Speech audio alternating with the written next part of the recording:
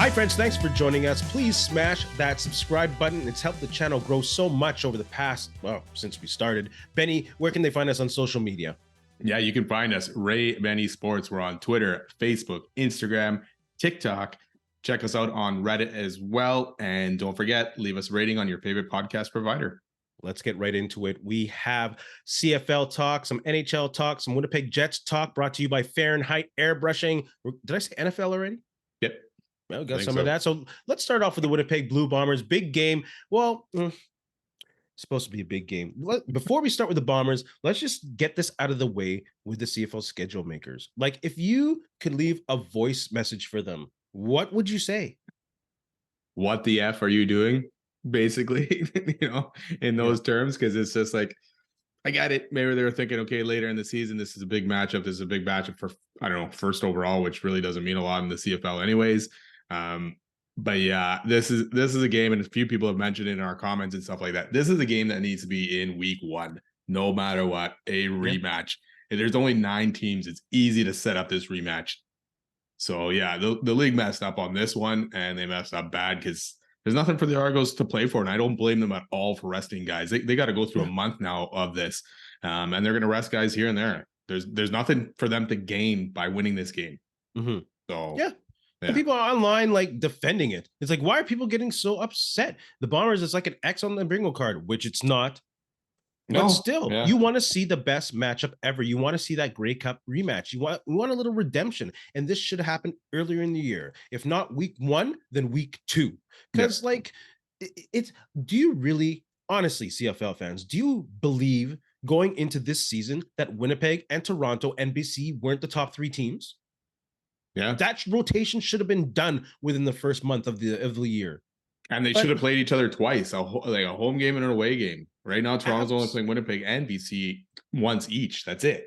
Yeah. Right. Whereas BC, Winnipeg are playing each other 3 times, and then Winnipeg, Toronto once. It doesn't make sense. The schedule doesn't make sense. Plus, you don't have Harris finally getting to come back and play a game here, because this is probably his last season, right? Here, even said that before the season started. So at this point now, he's not playing a game in Winnipeg, against the Bombers since being here. So that's another unfortunate situation as well, because man, that crowd would have gave that guy an ovation as well.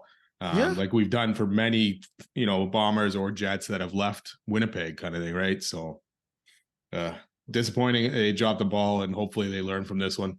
Lost opportunity for ratings, lost opportunity for gaining momentum in Toronto. If that was a home game earlier on when they were raising the banner and they had the Grey Cup rematch, it's nonsense. Do your job. Give the fans what they want. And the thing is, it's not new. You saw the Bombers clinch very early last year as well, right? Yes. So what can happen, and it happened again, especially knowing that the East wasn't very strong. I know the East is probably better than the West right now, but they're still against the Argos. None of them have been able to match up very well. Stupidness.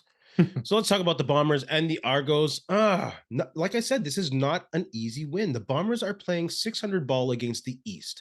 And keep in mind, yes, it's a smaller sample size, but they've lost against Hamilton and Ottawa. Thanks for the reminder, Doug Brown, about unknown quarterbacks that you don't have film on, because we're doing it again against Cameron Dukes. Yeah. Who is Cameron Dukes? I don't know. And the Bombers too as well. They're 2-2 in their last 4, so they haven't been playing good football. AJ Ouellette is actually playing in this game, so that'll be something to look at. At least they have that. But yeah, Cameron Dukes. I don't know. He's thrown 15 passes in the CFL, 8 of 15 in the one game against Calgary there when Kelly got hurt. 63 yards and an interception. That's basically all I know. Had a decent college career at the level of college that he played at. I don't think it was the highest of levels. So good college career. We'll see what he can transform to in the CFL, but this will be a tough game for him, having no really experience at all. He's a legit dual threat quarterback. Oh, perfect. He passed for over 5,000 guys. Yeah, he passed for over 5,000 yards. His accuracy was a little sus back in college. He played a little bit of indoor football league, but he also ran for over 1,000 yards. Yeah. The guy has been a leader on his team. Everyone has been vouching for that. And he was like a finalist for this William V. Campbell Trophy. It's known as the Academic Heisman.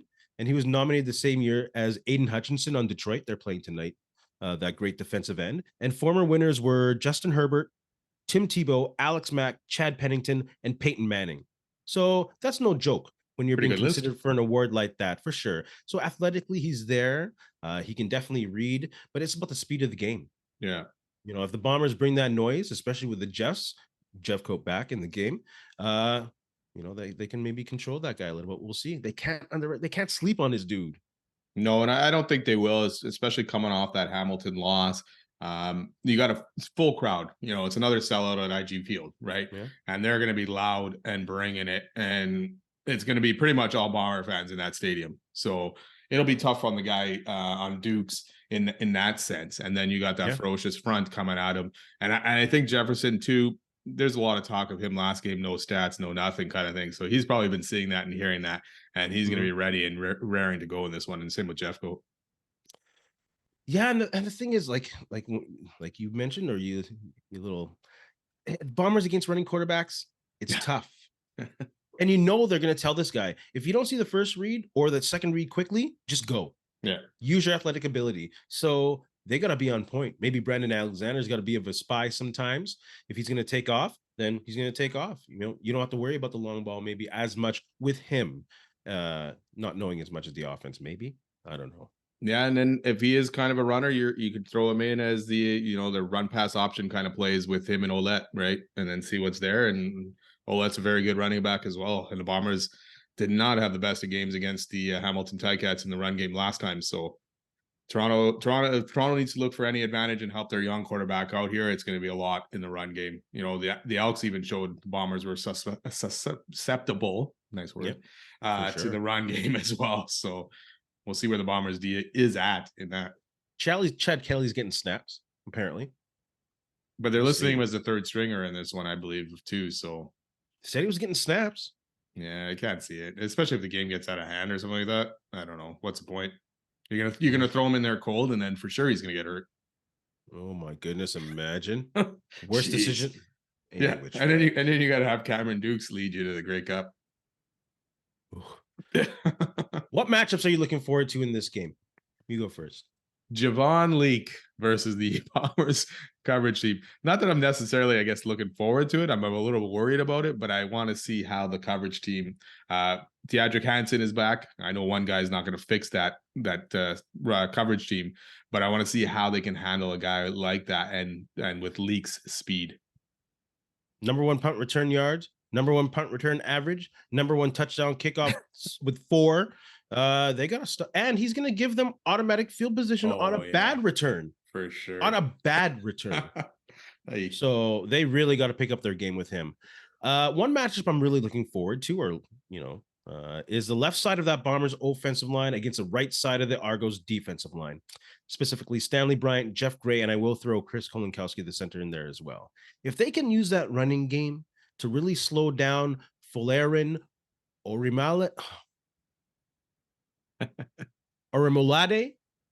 wrong again. If they can, because he has 9 sacks on the year, he's going to be a factor. Hey, you're the one who just messed up susceptible. I know. So on the pass rush, they have to take advantage, of missing the guy behind him with Winton McManus, because he's sitting down with an ankle injury, and he's a crazy good linebacker. Dude can pass rush, dude can drop back in coverage, and I think he's the number 2 tackler on the team.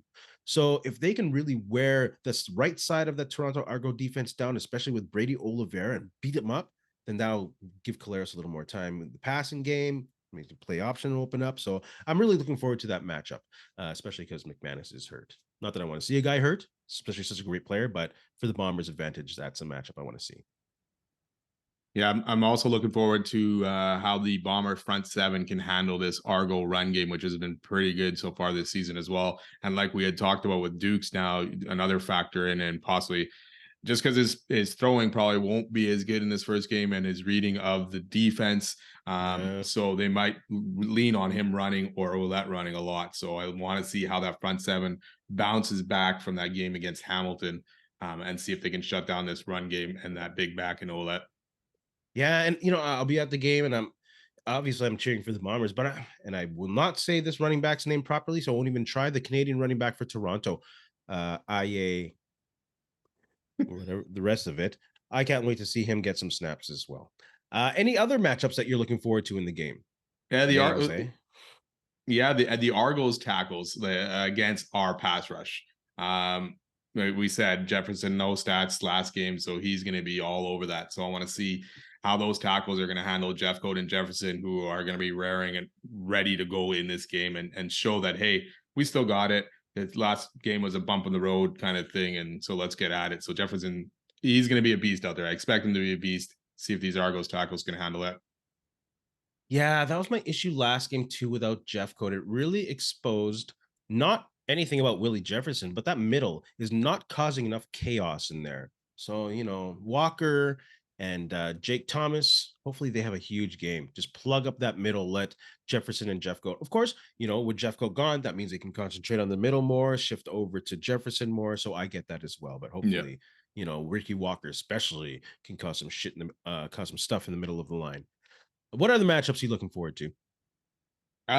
No, that's basically it. Like those ones that you mentioned, even the bomber or the run game, Oliveira against that front seven for the Argos, which has been fairly well, defensively. Their weak spot kind of is their DBs right now. There's a lot of injuries back there, but yeah, to see if Oliveira can pick up too, where he kind of left off before that Hamilton game. Is Jamal Parker not playing? No, he's out. Holy They put him on the 1 game injured groin. Okay. So yeah, and same with McManus, they put him on the 1 game injured. So and aren't they sitting Sean Oakman as well? Are you kidding me? Healthy scratch there. So thank you again, CFL schedule makers. Who's in line to have a big day for the Bombers? I've said him before, and I'll say it again. Nick Dembski, especially this game, they need to use him early to get the ground game going.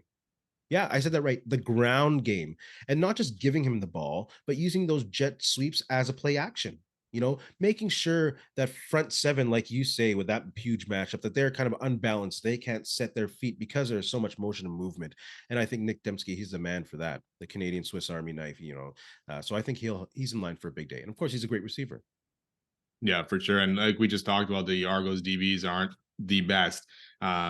And that's why I'm going also, including Dembski, I'm going with the Bombers receivers and Zach Collaros, because the Argos have given up. They're in the bottom half of the league in defending the pass.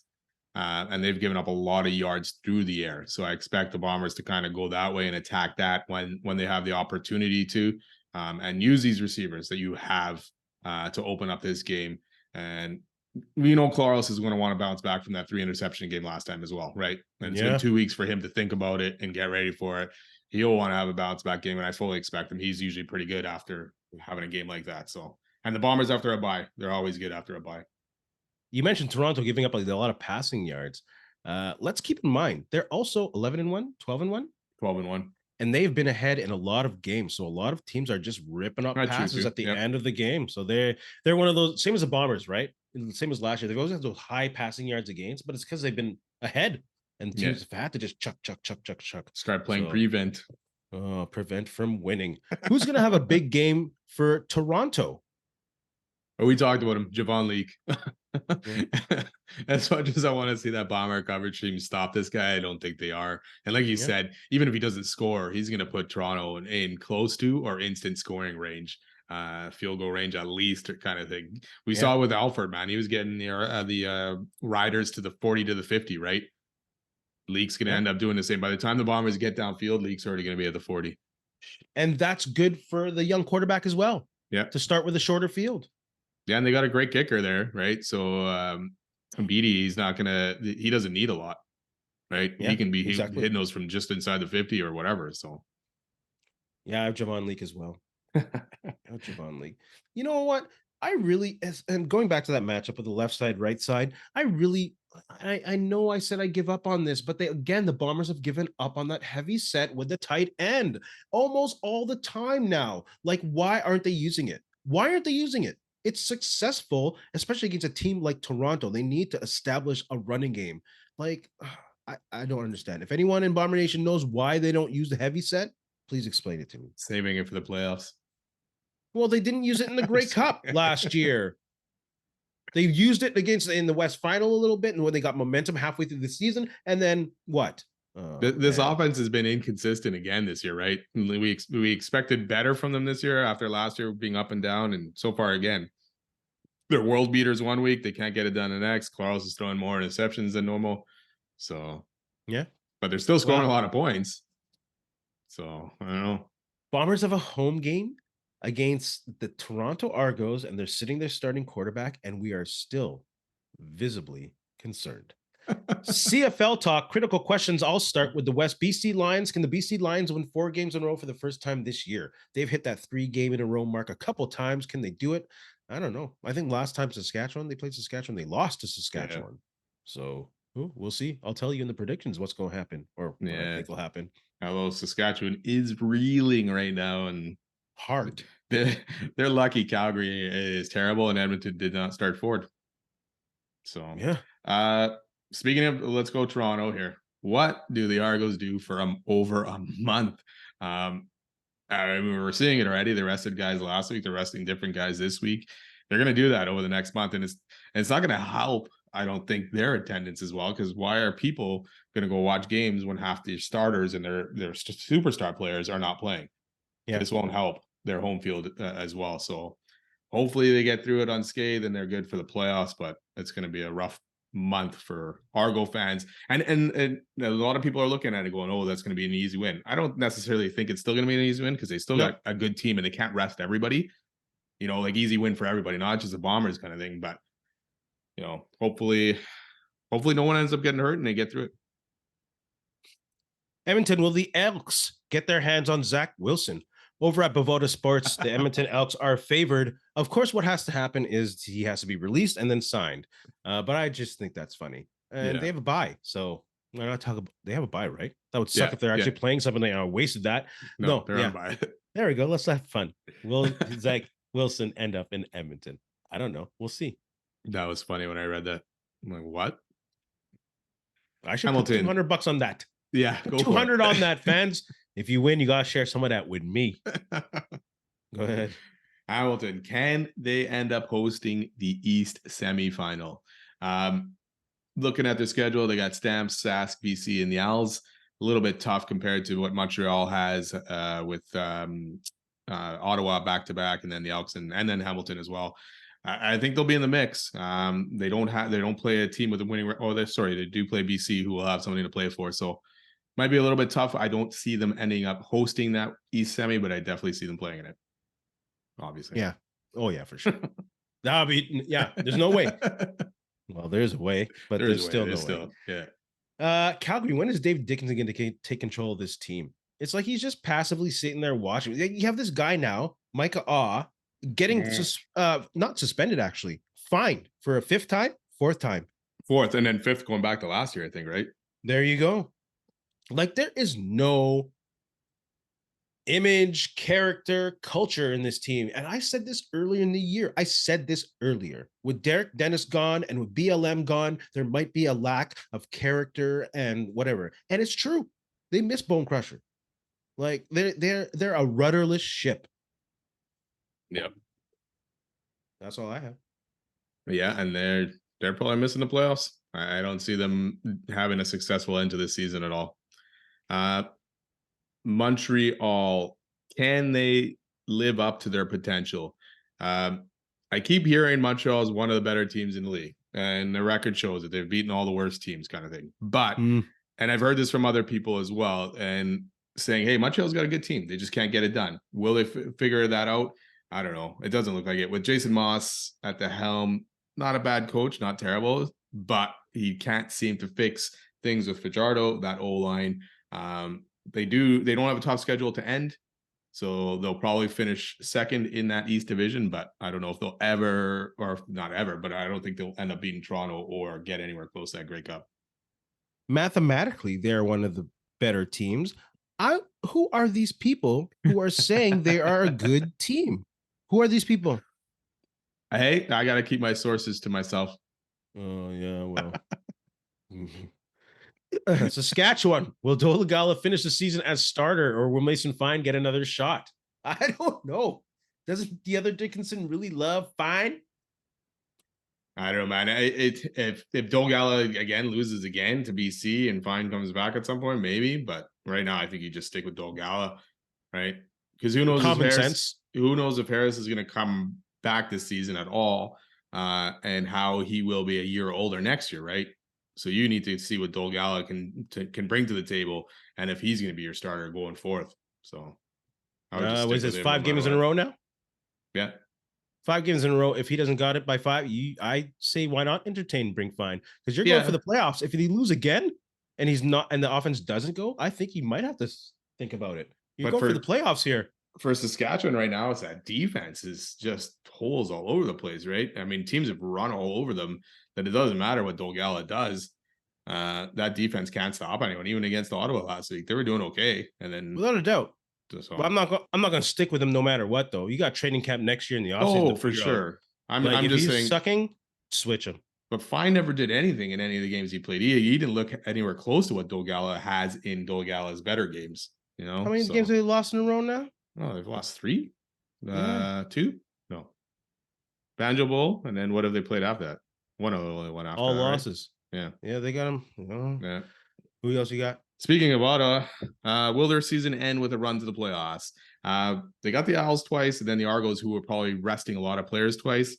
Yeah. And I'll kind of answer this probably in my predictions. It's going to be tough. It would be nice to see them make a run for Bobby Dice and for Ottawa and the fans in Ottawa. So we'll see, but I'll let you know in a second what I think. Oh, I think you can tell by my face. Winnipeg Blue Bombers is their Achilles heels. Young, unknown QBs. We'll also find out in quick and dirty predictions. Let's go to quick and dirty predictions. Argos, Bombers. Who do you got? Just because everyone's resting from the Argos, I'm going to take Winnipeg. If Kelly was playing and Olette and all the receivers and defensive guys, I'd probably lean the other way. But right now, I'm going to take the Bombers just because the Argos are resting a bunch of guys. Yeah, Bombers at home. Too much at stake. Too big a stage for the young QB, I think. Riders at Lions.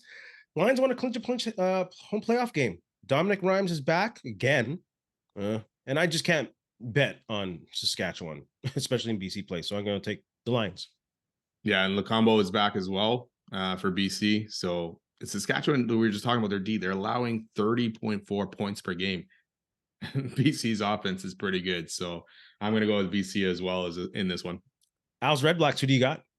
Well, speaking of the Red Blacks, if they can make a run, I'm going to say no. Unfortunately, I'm going to pick the Owls in this game. And that's going to shove the dagger in the Red Blacks playoff hopes a little bit more. As much as I'd like to see Bobby Dice make a run, I think the Owls are still the best of the worst teams.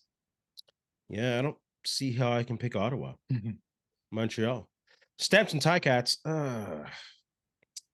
Stamps, they got their hearts pretty much stomped out of them last week. And also the Ticats look bad, but against the Argos. So I'll take Milanovic and the Tabbies at home. Yeah, Hamilton winners 3 of 5, and Calgary's only won 1 in 6. I'm going to go with Hamilton as well. Do you think it? I mean, there's a chance, obviously, mathematically, but would it be crazy if an East team like Ottawa made it to the West playoffs, passing Saskatchewan? You think there's there's a possibility? You think they can do it? They're only 2 games behind. Yeah, Ottawa catching Saskatchewan. No. Yeah. They have shown nothing to me in the past few weeks where that I believe in that situation. I don't believe in Saskatchewan at all winning any more games this season either, though. I believe in Saskatchewan more than I do Ottawa. Let's move on to some Winnipeg Jets talk, brought to you by Fahrenheit Airbrushing. Stand out on the ice, pavement, or on the field with a custom airbrushed helmet or goalie mask.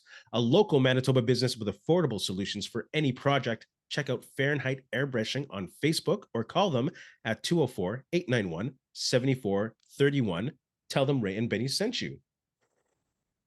Who will be the 13th forward on the Jets?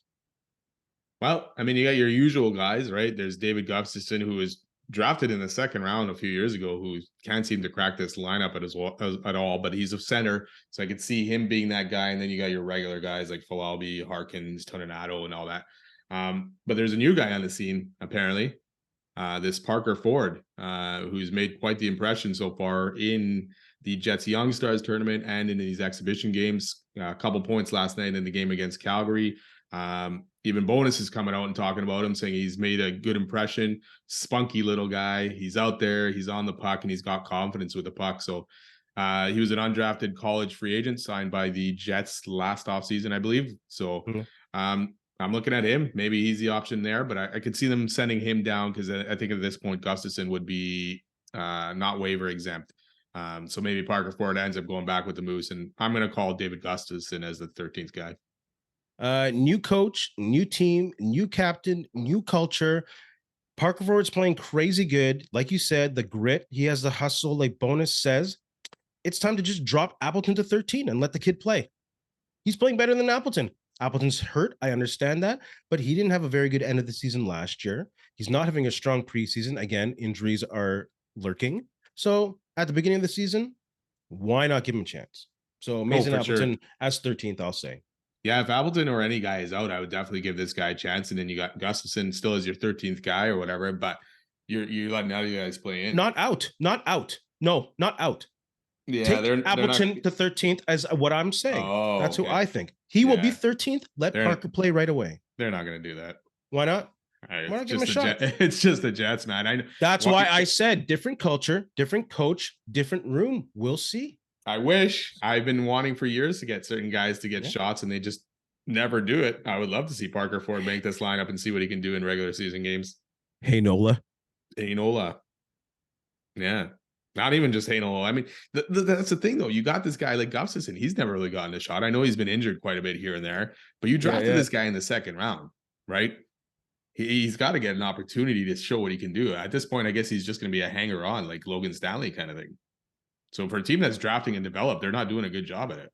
Yeah. Parker was an undrafted. Undrafted free agent. You talk about Logan Stanley. Early shout out. We're not doing shout outs this week. Shout out to him for standing up for Cole Perfetti after he got smoked on that bullshit hit. Your thoughts on that? Yeah, I agree with you. It's a joke. There was no need for it. Again, you're hitting a guy from the side behind who's not even anywhere near the puck. And not expecting it because he can't even see you coming. He's just skating up the ice.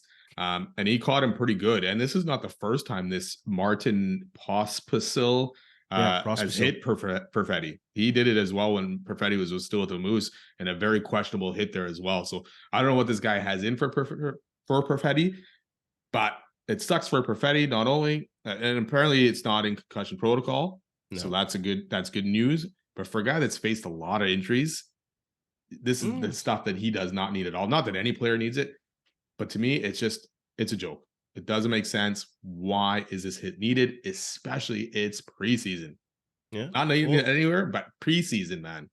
That's the thing. Is this Pospisil guy a lock? No, I've never even heard of his name before. That's the thing. He's trying to be seen, and that's why he's trying to do all this BS garbage. And, it's the same guy who went after Stone. It was a fine hit. It was a legal hit. I have no problem with that hit. But it was unnecessary. And it was totally the guy just being disrespectful and trying to smoke the guy so whatever, he can be seen. And you know what? I get it. You're trying to get seen. You're trying to get on the roster. But they don't need to take liberties on players in the preseason. Like, y'all should take care of each other. But we know in hockey they don't.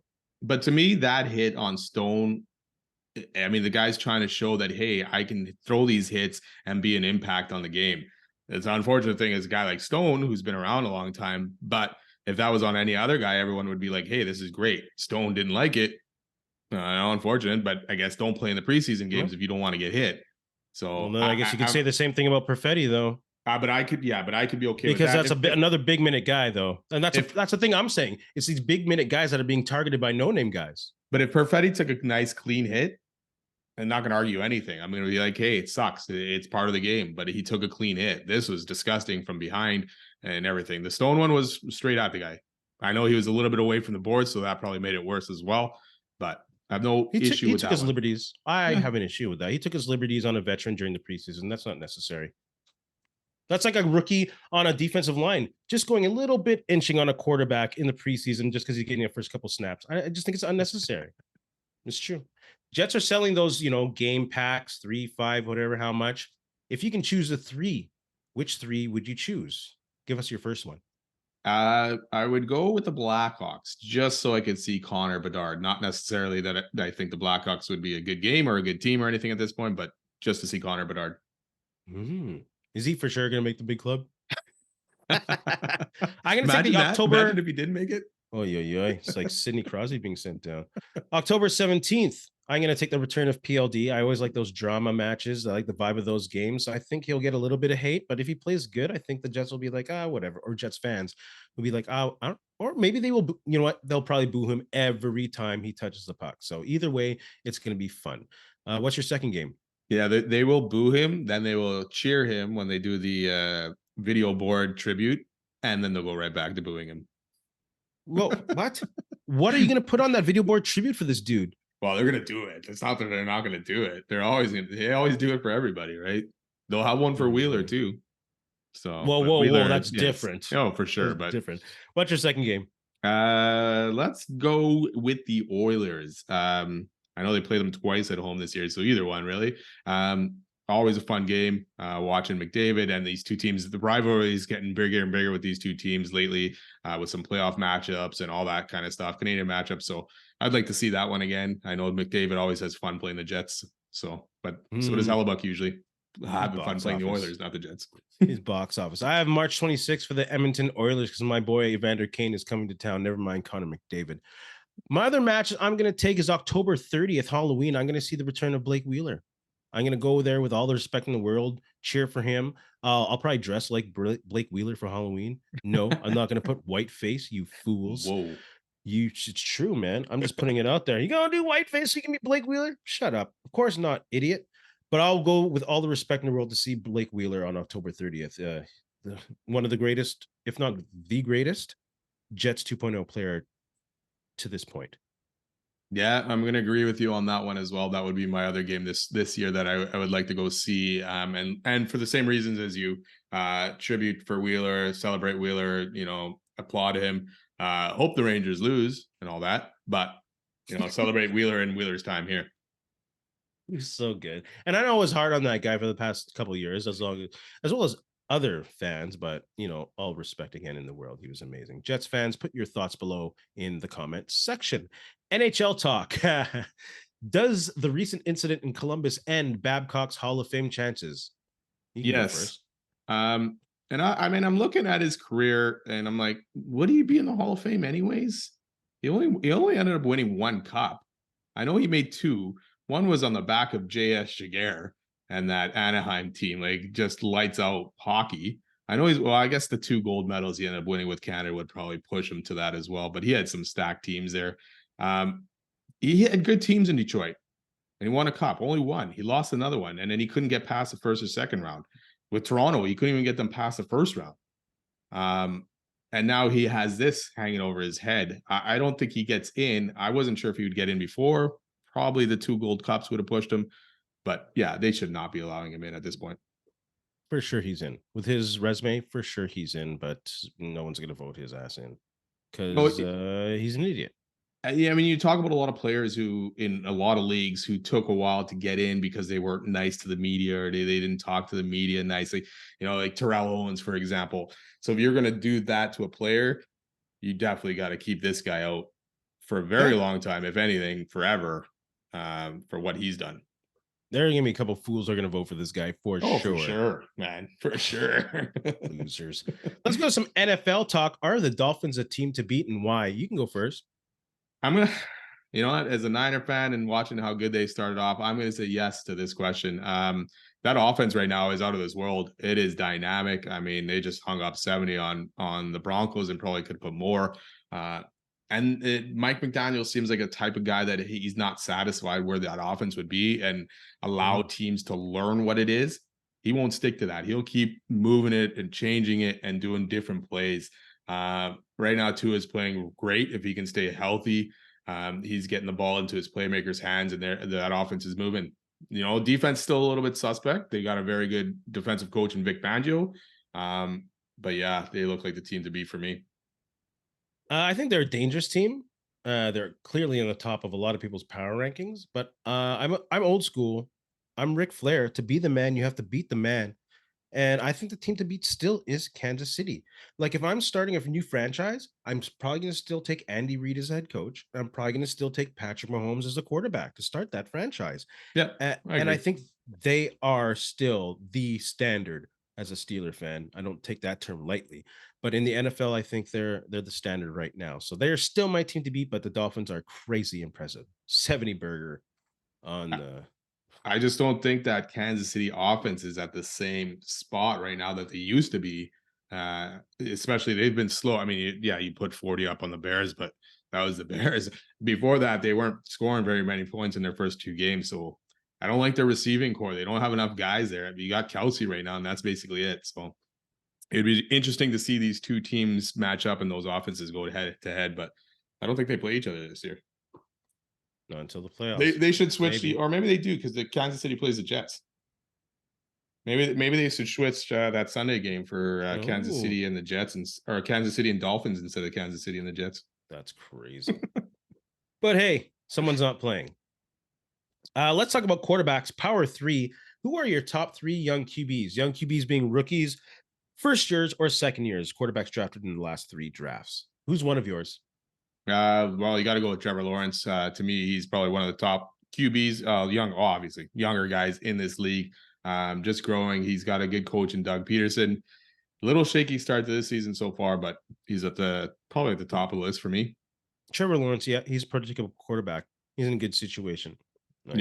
Can't argue with that. Brock Purdy, yep, he wins. He's on your team, so he's one of mine. He wins. He runs the offense the way Shanahan wants his QB to, and he doesn't get rattled. What is it? Giants blitz him over 80% last game, and he still found his guys. Who's your third? I'm going to go with the new guy this year, and I'm going to go with CJ Stroud right now, who's looked at so far the best out of the quarterbacks drafted in the past year. I know he's got a long way to go to prove that he's at the top echelon, but he's looking good so far on a team that wasn't supposed to be very good in Houston, and they haven't looked great so far in the win column, but he's looked good. He's looked steady. He's putting up some numbers. I'm going to go dude who was drafted with him that year, Anthony Richardson. I just like his athleticism. He's a big quarterback. He can move. Hopefully, I don't know if the situation is perfect for him, but he just reminds me a little of Big Ben. So obviously, I'm biased with that. I did have him here as well, but I went with Stroud instead. That's fair. Any coaches on the hot seat? Yeah. Sean Payton should be after that 70. I know he's not, but good God, how do you survive that? I got to go with the Chargers and Brandon Staley.